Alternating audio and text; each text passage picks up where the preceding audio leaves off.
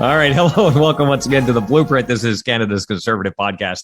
I'm your host, Jamie Schmale, Conservative candidate in Haliburton, Kawartha Lakes, Brock, in the beautiful province of Ontario with a special election blueprint. We are talking about this unnecessary election. Justin Trudeau decided to put us in because he wanted a majority parliament, but we're not going to let him have that. And because of that, we need your help to like, comment, subscribe, share this program. We know there's someone in your social media network that might be open to hearing the conservative message, something they may not have heard through the traditional mainstream media. This is your chance. This is your chance to ensure that Erin O'Toole gets his voice out and becomes the next Prime Minister of Canada. This is why it's so important.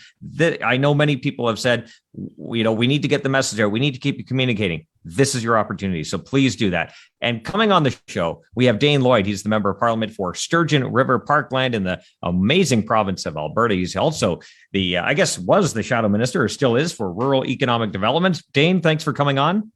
Thanks for having me on, Jamie. I've been waiting to be on this show for quite a while, so I'm glad I got an invite. I appreciate you coming on, and I'm sorry it's taken so long. So look, you currently serve as a reservist in the armed forces.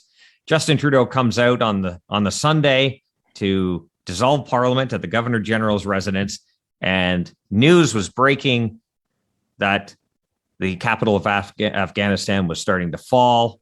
We saw the panic going through the citizens of that country trying to get out.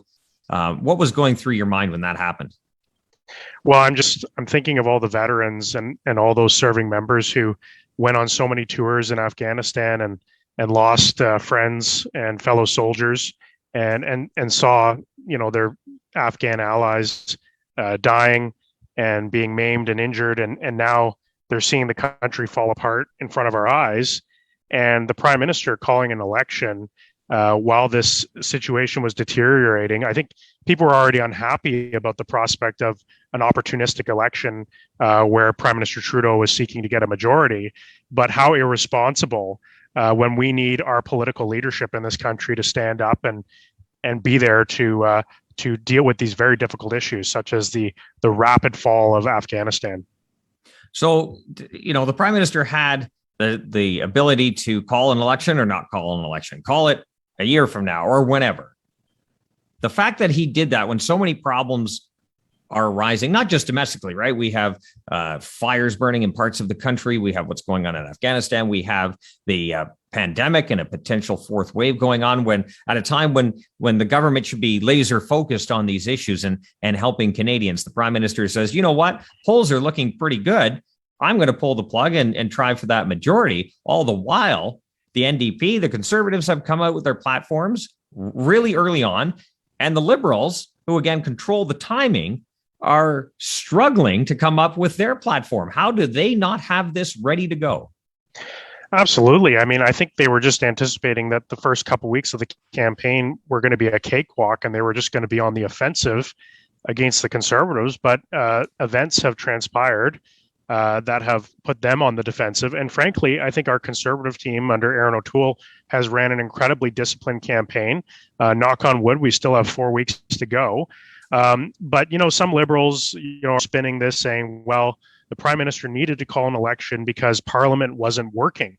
And, when I look at a website like Open Parliament, where we can see all the legislation, in the past 2 years, the Liberal government has been able to pass a tremendous amount of legislation with the support of the NDP and the Bloc. So in terms of getting legislation through, it was an effective parliament for the Liberals. So it just kind of puts to lie their argument that they couldn't get things done. They have spent a tremendous amount of money in the hundreds of billions in this minority parliament. And so it just goes to show that this government is only calling this election because they thought that they could get an opportunistic majority government. So, look, I don't know what you're hearing on the campaign trail. I'm hearing a lot about the economy and how we move forward. I know you're a great advocate of our plan and in your work prior to the writ being dropped in Parliament, and talking about getting people back to work and securing right above your head, secure the future for the small business owners, for the workers at these employers, and allowing them to actually start climbing up the economic ladder, but also making sure that those jobs are there so we can spur that economic activity. Absolutely. One of the number one issues I've been hearing at the door is jobs, jobs, jobs. And this is an issue we're seeing across the country. But we're also, interestingly enough, hearing it from both sides. We're hearing it from small business owners, particularly in the restaurant and the hospitality industries, that they can't get people, they can't hire people. And then secondly, folks in our area who have traditionally worked in the electricity industry and the oil and gas industry are saying that they can't get jobs. And we know that we are turning the corner here in Alberta because the international price of oil has recovered since COVID-19. But people out here need a federal government that's going to get out of their way because for the last 4 years or 6 years, we've had a government that has been putting roadblock after roadblock and red tape to block development of our natural resources. And folks out here are ready to work. We just need the federal government to get out of our way and get behind us. Well, we've noticed the federal government continues to basically create currency out of thin air, and we're seeing the endless printing of those dollars that are now causing inflation to creep up in many sectors of our economy. So today, the Prime Minister Trudeau was out making an announcement on housing that talked more about the supply side, not actually demand, not actually addressing the supply side, which is a key part of the puzzle, which our plan takes into account quite nicely. I think that actually encourages the development and freeing up of some of these buildings that are in federal hands that allow this demand to match the supply issue, which is a major problem in lots of parts of this country, which is shocking because we do have a lot of land in this country. Well, I mean, let's just look at the Liberal promises going back to the 2015 election and the 2019 election. And each of those campaigns, Prime Minister Trudeau promised that a Liberal government would make housing more affordable for Canadians. And the fact is that houses have never been more unaffordable, especially for people in my generation as millennials, trying to work to both pay off our student loan debt. I still have student loan debt, even as a member of parliament, but also trying to save up that 10 to 20% down payment, dealing with things like stress tests, dealing with, the crazy, the lack of supply of houses. And we know that the Liberals have failed to make houses more affordable. We look at their home equity policy to help families, match some of their down payments so that they could have an easier time buying a house. And it's been an absolute failure. It has not had near the take up that they were estimating it was going to have. And it hasn't been a successful program. And I was very pleased to see that our Conservative team has put forward a really strong platform on increasing housing supply so that we can make houses more affordable for families. Now, the last few days, we saw something kind of interesting. The Deputy Prime Minister, the Finance Minister, Chrystia Freeland, came out on social media, on Twitter in particular, with a video. I'm sure the Liberal war room said, this is a gotcha moment. However, the topic was healthcare, and they doctored the video. They took out some pretty important stuff that made the video make sense, right? It put it in context. They altered a video, tweeted it out, got flagged by Twitter for misinformation. This is the government that wants to bring in C10 to control what you see and hear on the internet. Okay, that's the first part. Then the next day, she comes out and doubles down on the false narrative that they started. This is a campaign in disarray.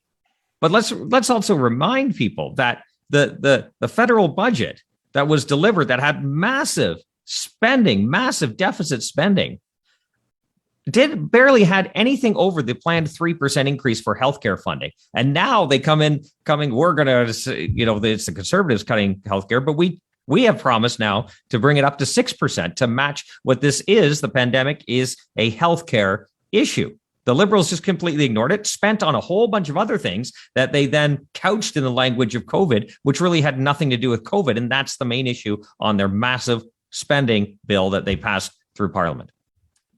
Well, we all know the Liberals don't have much of a record to stand on, and so they're preaching fear. And the Deputy Prime Minister doctoring a video to make it appear like Conservatives want to privatize healthcare in this country. It's absolutely ridiculous. I mean, that didn't happen under a Conservative majority government, and it's not going to happen under another Conservative government should we be elected to one. And the fact is that over the past 6 years, we have had private delivery of healthcare across the country under a Liberal government, and yet they've done nothing about it. So if it's such a big issue for this Liberal government, why are they only now trying to make it into an issue? It's clearly not something that they were that concerned about. And I really think like Canadians are sick of the divisions we're seeing in politics, and I'm really proud that we put out our platform early so that Canadians could have an opportunity to assess the entire platform and not be fooled or fearmongered into believing things. And when the Deputy Prime Minister is saying she wakes up in a cold sweat at night thinking about what the Conservatives would have done if we would have been in power, we have to remember is that we have been during this pandemic, we have been working to support the government. We have been working to support common sense solutions to help small businesses, families, help get the healthcare solutions that we needed to get through this pandemic. Like, we've been there. So you can look at our record, and we have only been working constructively to make things better for Canadians. And so when the Deputy Prime Minister says she wakes up in a cold sweat, I mean, I think it's fear-mongering, because the simple fact is that we all want what's best for Canada and Canadians, and we don't need this kind of division and fear-mongering from this Liberal party. Do you think the Deputy Prime Minister woke up in a cold sweat when the government signed that deal with CanSino and put Canada behind at least 100 days on securing doses of vaccine? The same CanSino, the Communist Party of China linked organization that backed out of that deal, that had the hopes of many Canadians hanging. Do you think she wakes up in a cold sweat about that, or do you think she just blanked that right out and forgot that she put Canada behind the rest of the world?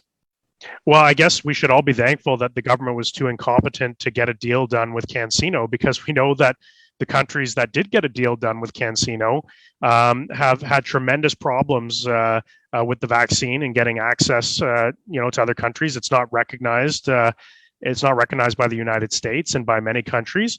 And so I'm thankful that our country went forward with Pfizer and with the vaccine solutions that our allies in Great Britain and the United States were pushing forward, because now we'll move forward to have access to these countries, and we'll hopefully have more successful outcomes. But when I think, when looking at their record as the finance minister, I mean, let's look at all the profitable companies that have been making record profits throughout this pandemic, and all of them were using the Canadian Emergency Wage Subsidy. And so Canadian taxpayers have been subsidizing the wages of profitable companies throughout this pandemic, and I think that's something that's completely unnecessary. It's placed a huge debt burden on Canadians that will take generations to pay off, and I think that that's something that has been a huge failure of this Liberal government, and they could have taken a more targeted approach, similar to what the Conservatives did in the 2008 crisis. We knew there was vulnerabilities in the auto sector, and we moved to save the auto sector in Canada. We didn't create a program that would be used by profitable companies to subsidize their operations. We went and helped the industries that were at risk. And that's a sort of fiscally responsible approach that Canadians expect of their governments. And that's the approach that Conservatives would take. So, Dane, we are running out of time. I always give the guests the final word. Is anything you want to put in the minds of Canadians as they think about the party platforms as we approach September 20th, voting day here in Canada during this 44th general election? Well, I'd say take a look at our platform. It's a very reasonable platform. It's a platform that offers positive solutions for people across this country. And take a look at the other campaign that's attacking and fear mongering, and ask yourself, is that the kind of government that you want for the next 4 years? Is it a government that's going to rule based on fear, or do you want a government that's going to put forward a plan, be transparent about that plan, and bring fiscal sanity back to this country? All right, Dane Lloyd, thank you very much. Sturgeon River-Parkland is the riding that you're looking to represent once again in Parliament. I wish you the best of luck, but you are an amazing candidate and you as well. Hard, I'm sure. Well, you're too kind. You're too kind. I'll have you back on the show with all these kind words. Thank you so much. Really appreciate it. You too. Remember, new content every single Tuesday, 1:30 p.m. Eastern Time, special election coverage. Please like, comment, subscribe, share this program. Help us push back against the ever-moving liberal agenda. This is your chance to get that message out. Help us do that. And as always, remember, low taxes, less government, more freedom. That's the blueprint.